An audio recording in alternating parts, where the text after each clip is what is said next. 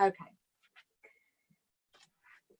So I'll just I will edit afterwards, you see. So I will just say hello and then we'll just have a chat if that's okay. Sure. Okay. Sure. So good morning, everyone. My name is Dr. Babak Moein. I go by Dr. Moein. I'm a combination of several different types of surgeons. And that's what's very unique about my practice and what I do in life. And my apology, we got interrupted by a call coming in. So loss surgery and cosmetic plastic surgery and what we call in US as general surgery. So I encompass multi-specialty surgery. And to do this, I've had to endure many, many years of painstaking college and universities and being in the hospital, doing specialty surgeries and so on. But what that gives me is something allows me to help people that often feel they're very lost and don't know where to go to. Specifically, I will give you an example. A woman who has had several kids and let's say 2, 3 kids, and after gains some weight and is unhappy with her body, or sometimes it's somebody who just as a child they were heavy and they don't know what to do. Do they need liposuction? Do they need weight loss surgery? Do they need medication to lose weight? So and most patients start this journey of trying to understand what they need to do. They're often a little lost. And when they come to me, I can deliver and evaluate them for multiple different things. And that's what's sort of unique in my practice. And I can, sure. So what I want to do, if you know, that's okay. If you don't mind, let's go back to the beginning and then we can kind of get to that point. So as a child, I mean, your name is lovely, Babak. Where's that originating from? Yeah, my background, I'm Iranian. I'm Iranian American. I grew up in Iran until I was 12, and because of all the revolution and war that occurred in Iran, I moved to US. So, me and my sister moved to US, and that's how. So give me an impression. Ended up being displaced to US. I'm sorry? So you've lived your childhood up to 11 in Iran, and then you've suddenly come to, at what point, where did you come to in the States? What I came to Los Angeles. It must have been so completely different to what you knew. How it was in a way, it was definitely very different and very challenging at the time in some ways. It's more social structure than anything else because whenever you migrate from one country to another, there's a lot of social issues that you have to deal with. And at the time, there was all the issues around the hostage crisis and things like that, that people just didn't know much about the Iranian culture. But this, I mean, with any kind of calamity comes, or adversity comes things that are positive. By having what happened in Iran at that time, now, a lot of people know Iranians, and our culture has been exported across the world globally. Yes. Most people know Iranians. Most people know somebody who is Iranian, and they know the good and the beautiful part of our culture, and also the negative. And they are smart enough to distinguish the differences and understand that the people and the government are totally different. And it has really given the Iranian community and the Persian community an opportunity to export their culture and assimilate into various different cultures across the world in a very uniform fashion. And this is something that we have seen it in the Italian culture, we have seen it in the Japanese culture, and it's all because of the pressure of war and social across the world. We have a lot of Persian restaurants here in the UK. I love, so I love the food. So how was it going to school? Was school a good time for you? I think so. I think school, high school was particularly a little bit challenging because I had just moved over here, and you know, high school, no matter where you go, even as a, I think even as an American, moving from school to school, high school is a challenging time because kids don't have identity, they don't have there's a lot of pressure for kids. And so I thought my high school was a little bit more challenging. Academically, I was pretty strong. So it was less challenging academically than it for me socially, being in the same social class and having a good social circle. So I really gravitated towards sports to try to accommodate what shortcomings at that point I felt socially. And was your sights always on medicine, or that field? No, not really. I wanted to become an astronaut when I was a kid. Oh.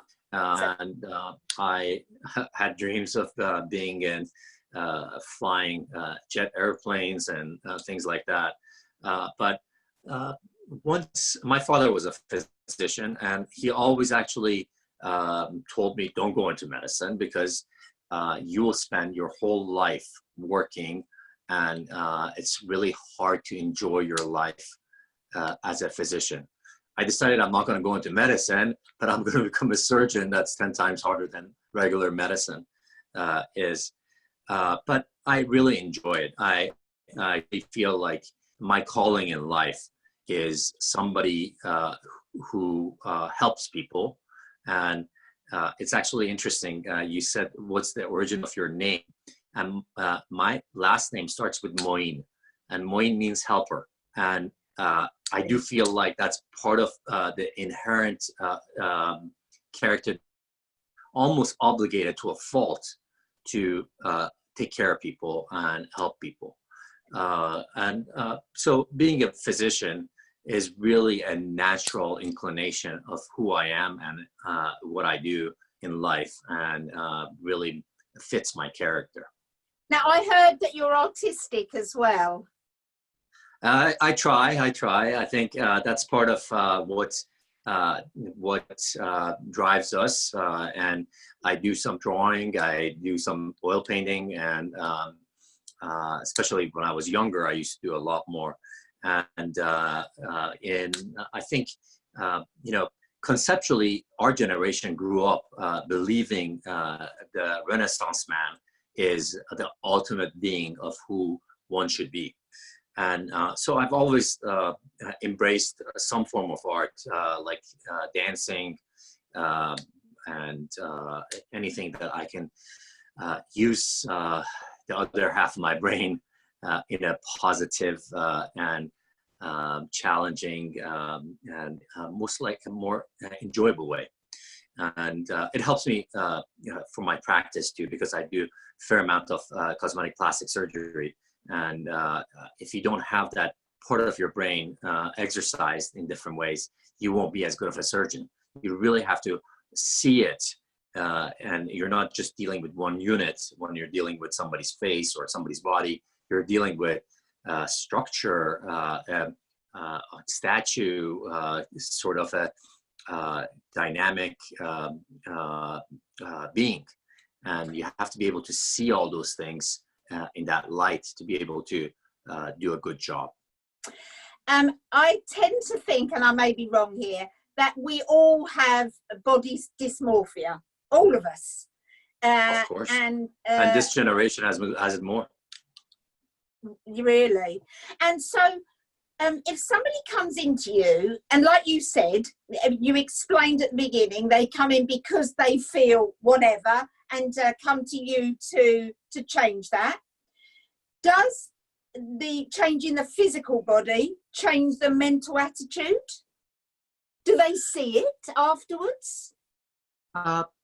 It's hard to say. I have seen, so I'll tell you, the most impressive change that I see is in patients that are severely morbidly obese. People who are 100 pounds or 150 pounds, 200 pounds overweight. And without sensationalizing this as, big medicine and, all these TV shows that revolved around people like that. I've had patients that when they come into you, they're really emotionally damaged. And what I mean is they come in with a lot of anxiety, a lot of social way towards their body because people often don't treat them well. People say slight remarks or do things that is really still this day don't understand obesity as a disease and look at obesity as a choice. Nobody wants to be 100 pounds overweight. There's nobody in this world that wants to walk around and carry extra 100 pounds and look the way that could make them feel that they don't belong to that gathering or any other situation. So most of this is identified as a true disease that debilitates that person in more than just physical and outward looks. It's emotional, it's physiological. Somebody who is overweight ends up getting diabetes. Diabetes has a lot of different ramification in terms of your hunger and your sugar falling down and being needing to eat. In terms of sleep pattern, somebody who has obesity ends up not being able to sleep well because they can't breathe well. And that makes them tired, that makes them sluggish in life and unable to maintain their health. So there's a lot of different ramification of obesity that feeds into somebody's ability to control their weight and health. And the reason I'm bringing this up is when these patients initially come into my office, emotional and psychological issues that needs to be dealt with. Yeah. And we have in US and also in Britain, I know NIH also has a very strict way of evaluating these patients, and they undergo psych evaluation, they undergo counseling prior to surgery. And we provide these resources for our patients. But one thing I've realized is once patients have the surgery, no matter who they are, they improve, they get better. They can, like somebody who loses 100 pounds and they're able to like live their life better. Like they're completely different. After 6 months, they walk into my office with a smile on their face that is just brilliant. It is just one of the most fascinating parts of my practice. I do a mommy makeover, for instance. A mommy makeover is a combination of breast augmentation, lift, and a tummy tuck, and it's an amazing operation. I restore somebody's body figure, but those patients only see a fraction of, in those patients, I see only a fraction of improvement of what it does for their emotions and things like that, versus patients that I do bariatric surgery. They completely change, so much so that I don't recognize them on an emotional cue. And, when somebody walks into your office, there is more than just looking at them, recognizing. It's the way they smile at you, the way they talk to you, the way they react. And when somebody walks to my office after a bariatric surgery at 6 months, I have to really look at their chart to be able to put the picture and the person together. It's that remarkable of a difference. How fantastic. And do you get many people that are addicted to, they want more and more done? To some degree. I see that in some of the cosmetic procedures that we do. And I'm very careful with that, because those type of people are problematic. Yeah. And at some point, they're going to become a liability. Yep. For the practice and for themselves. So I take, I think I say more no than yes. No matter how much money somebody is offering to do something, if I don't feel like it's appropriate, I definitely sway them away. And I think that's part of being a physician, and not just a cosmetic doctor, where they have a different set of mentality, and you have to really use your judgment and put your physician hat on, than your being a small business owner who needs to make money for their practice.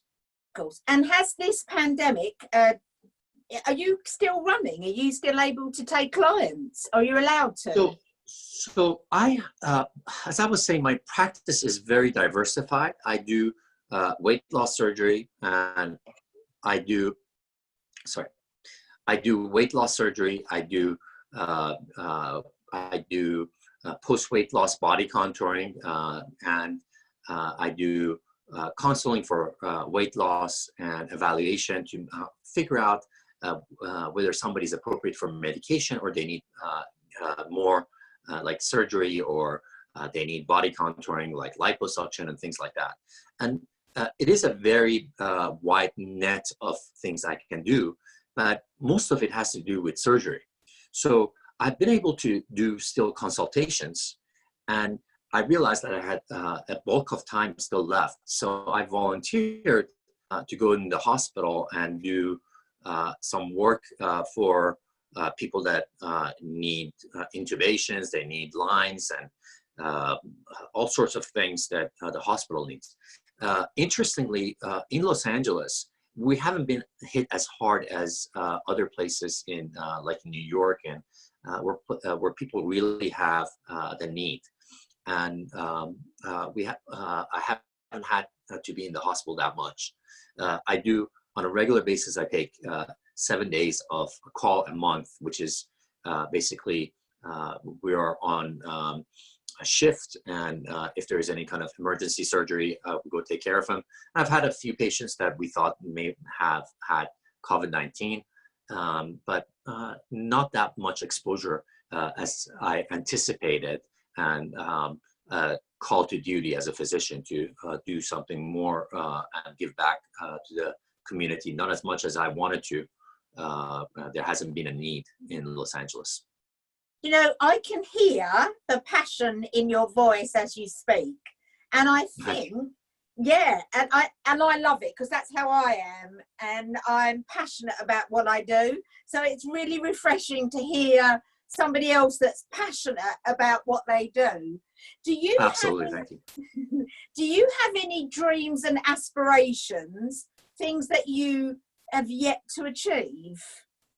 Of course, I think dreams are what keeps us going, and really invigorates our engine of life, and keeps us working hard. I guess one of my I'm very passionate about the product that I have, and part of it is I want to create my own institution, and a combination of surgery center plus the wing of care that revolves around a more comprehensive psychological and emotional support, nutritional support for my patients, and all-encompassing for them.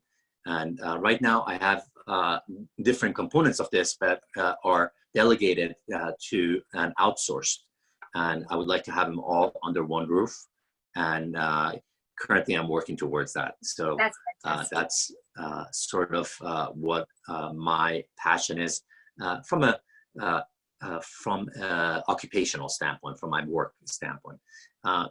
Other dreams, I love doing tango, Argentinian tango, and it's actually the silver lining is during this pandemic, I've had some time to practice with my wife and spend a lot of time with my child, which has been just wonderful.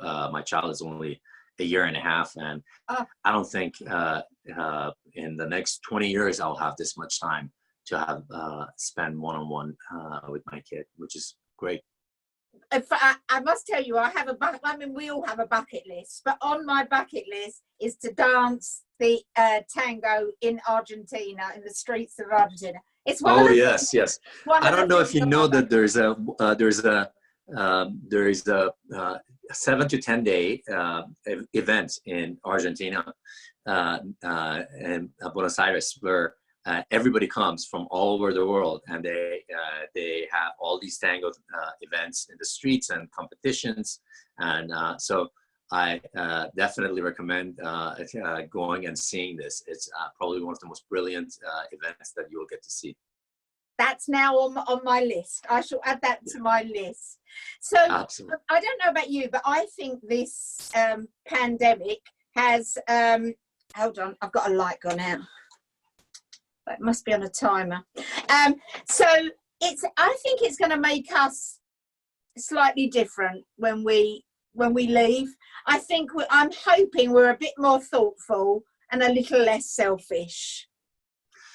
Yeah, I think so. I think it's everything in life ends up giving us a reset. This is definitely a reset button, not just as an individual, but I think for the world. Los Angeles has never had such clean air. I've seen it. And it's amazing. You heard that for the first time in how many years? 40 years, the gas prices have plummeted, and our reliance on gas has just completely gone down to what's just incredible. And then there's so many other issues that are going to come out of this socially. I think people get to understand what physicians and doctors are to them. When somebody is willing to go and get infected with COVID-19 in the hospital to save somebody else's life, what it means. And on the flip side, the insurance companies that tend to pretend that they're the savior of everybody. And when it comes down to paying physicians and paying in the US, we have it's not NIH control. It's we have basically the whole spectrum of medical care depends on what insurance companies pay, and it's become really a struggle. So we tend to now be appreciated by people and by insurance companies to for them to understand what we do is not just being a wheel, but truly sacrificing for people. I mean, for us, we obviously have a national health system. If we need to see a doctor or go to hospital, we just do it. And so we struggle to understand your system. And I remember being in Las Vegas a few years ago, got into a taxi, and for some reason we were chatting, he told me his child was ill, but he couldn't afford to take her to a doctor. And for us, we don't understand that, because if we need to see a doctor, we go and see a doctor, So I do hope something comes out of this. And I think we're all going to learn a lot. Absolutely. And I'm actually one of the few physicians that feels that in US, we need a nationalized healthcare. I because the system currently is broken to a fault. People are paying a lot of money. A lot of money is in form of taxes, in form of insurance copayment, payments, in form of co-payments to doctors and this and that. And still, if you're sick, even as a physician, I'm scared to go to a hospital because by the time I'm done with that event, I can end up looking at hundreds of thousands of dollars and have a hole in my financial budget that can put me into bankruptcy. And that's really sad. Unfortunately, what you will see in US is there's towers, buildings built with different insurance companies' names across the country. And nobody asked the question, why are we tolerating this? We need to have a nationalized healthcare that takes care of people. And if people want to buy additional insurance and they can afford it, go ahead, buy it. That's what we do here. The average person should not worry about their health, and they should be able to just go to an emergency room and get the care they need. And I'm always surprised at the cost of prescriptions. And the people that can't afford, the people that are diabetic and can't afford insulin and things like that. So, yeah, so we don't understand it. But I hope and pray that this pandemic will let people see a different way. I hope so. Yeah, it will. I think the evolution of healthcare system is in the works in this country. And we all go through, like every civilization goes through this change, and they will eventually come to that critical decision making that we need to do this. We're only partially there. We're right now doing it for Medicare recipients. That's for people above age of 65 and this. We're doing it for really poor people, Medi-Cal, but in a very, I feel very suboptimal manner. And then in the middle, there is all sorts of different variations. We just need to evolve to that level that people are in Canada and in England and in Germany with a healthcare system that can be robust enough to provide. The only unfortunate thing is the cost of medical education in this country is so much that it's hard for most doctors to embrace, because most of us have almost 2 house payments that we are paying for our medical education. And it's the same with any education, because the cost of sending a child to university or college, sorry, we call it university, for 3 or 4 years is exorbitant in the US. In the US, yeah. I remember I was listening to House of Commons argument when I was in England, and one thing that was amazing that I heard was they were saying that what we have as Brits was exporting our brains, and if we take the educational money out of the colleges, our main export, which is the brain of our people and the education and the brain of our people, will be lost. And I don't remember who said this, but it was amazing to me that a country considers that strongly about what their main export is. Not oil, not rice, not flour, but the brain and their way of thinking and their manner of living life.